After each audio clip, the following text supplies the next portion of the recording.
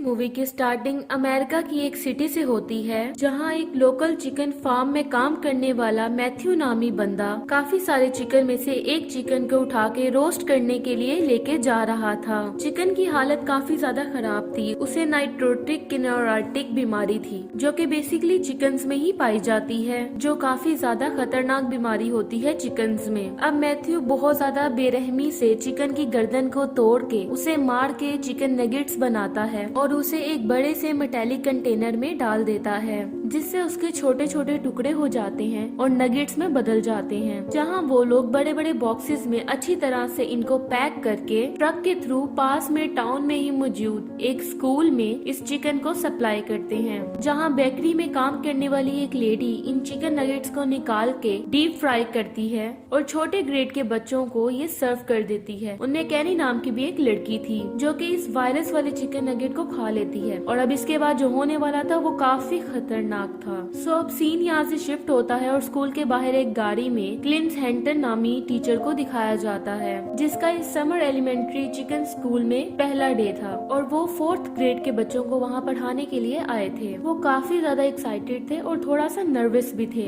क्योंकि आज से पहले उन्होंने अपने पूरे करियर में किसी भी एलिमेंट्री स्कूल के बच्चों को नहीं पढ़ाया था। अब क्लिंट स्कूल के अंदर आते हैं और वहाँ के प्रिंसिपल और बाकी स्टाफ से मिलते हैं। अब उसे अपने कॉलेज की ही एक दोस्त इन टीचर्स के बीच में मिल जाती है, जिसका नाम शलीता था और वो कॉलेज टाइम में उसकी क्रश हुआ करती थी। वो उन सब से मिलके काफी खुश होते हैं और शलीता उन्हें स्कूल का टूर करवाती है, ताकि वो सब कुछ बहुत अच्छे से समझ जाए। उसके बाद क्लिंट 4th ग्रेड के बच्चों को पढ़ाने के लिए क्लासरूम के अंदर जाते हैं और ये वही क्लास थी जिसमें कैली भी पढ़ती थी और उसने वायरस वाले चिकन नगेट्स खाए थे, जिसका असर धीरे धीरे उस पे होने लगा था। उसकी आंखें लाल होने लगती हैं, बॉडी का कलर येलो होने लगता है और साथ ही पूरी बॉडी पे रेड रैशेस पड़ने लग जाते हैं। जहाँ क्लास के बच्चे उसकी बॉडी में इस चेंजेस से बिल्कुल अनजान थे। तभी उसके पीछे बैठा हुआ मर्फी नाम का लड़का उसे टीज करते हुए उसके बाल खींचने लगता है। तभी उसके बाल उखड़ के उसके हाथ में आ जाते हैं और वह काफी बुरी तरह से डर जाता है। क्लास में बाकी लोग जो उसके दोस्त बैठे होते हैं, अब वो उनको बताने जा ही रहा होता है कि उसके साथ अभी क्या हुआ है। इसके साथ ही कैली उस पे अटैक कर देती है और उसके गालों को बहुत बुरी तरह से काट के क्लास से बाहर भाग जाती है। और जो बच्चे प्लेग्राउंड में खेल रहे थे वो बारी बारी उन सबको काटती है और अपने नेल्स से बहुत ही बुरी तरह से जख्मी कर देती है, जिससे वो सब धीरे धीरे इन्फेक्टेड होने लग जाते हैं और ज़ॉम्बीज में चेंज हो जाते हैं। अब वो सब मिलके सर्कल बना के ग्राउंड में अपने जिम्नास्टिक टीचर और पियानो टीचर स्मिथ को चारों तरफ से घेर के उन पे अटैक करने लगते हैं और जमीन पे गिरा के उनके पेट को फाड़ के बहुत ही बुरी तरह से कच्चा चुबाने लगते हैं और उन्हें बहुत बुरी तरह से मार देते हैं। दूसरी तरफ क्लिंट स्कूल में ये सब कुछ देख के काफी ज्यादा डर जाता है। अब वो शैली के पास जाता है और जो इंसिडेंट अभी क्लास में हुआ था उसके बारे में उसे बताता है। अभी वो आपस में बात कर ही रहे होते हैं कि उनकी नजर स्कूल के प्लेग्राउंड पे पड़ती है, जिसे देख के वो दोनों दंग रह जाते हैं और बहुत ही बुरी तरह से डर जाते हैं, क्योंकि वहाँ स्कूल के छोटे छोटे बच्चे ज़ॉम्बीज बन गए थे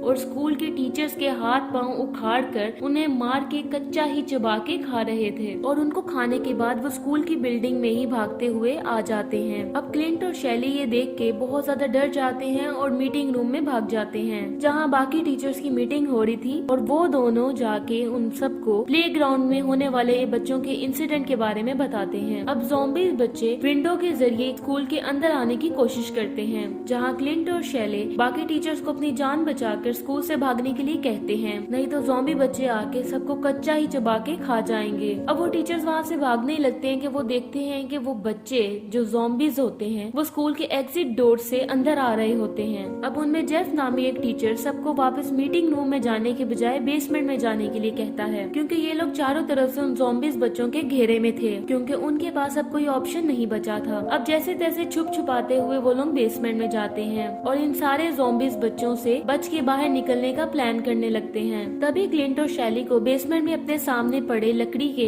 बड़े बड़े बॉक्सेस में कैरोसिन के कुछ कंटेनर्स, कुछ बेसबॉल एंड हॉकी स्टिक्स पड़े हुए मिलते हैं, जहां वो प्लान बनाते हैं कि अगर उन्हें अपनी जान बचानी है और यहाँ से निकलना है तो इन ज़ॉम्बीज बच्चों को उनको मारना होगा। तो इसलिए टीचर्स वो सारा सामान उठा के बाहर की तरफ जाने लगते हैं। तो जहाँ वो बहुत चालाकी से बच्चों को जैसे तैसे करके प्लेग्राउंड की तरफ लेकर आते हैं, उन्हें इकट्ठा करते हैं। उसके बाद शैली उस कैरोसिन को उन बच्चों की तरफ फेंकती है और मैडी नाम का एक टीचर अपनी पॉकेट से माचिस निकाल के उनकी तरफ फेंक देता है, जहाँ धीरे धीरे देखते ही देखते वो सब मासूम बच्चे आग में तड़प के जल के मरने लगते हैं। तो इस तरह उन ज़ॉम्बीज के मरने के बाद उन स्कूल के टीचर्स की जान बच जाती है। इसी के साथ ही मूवी एंड हो जाती है। Thank you so much for watching.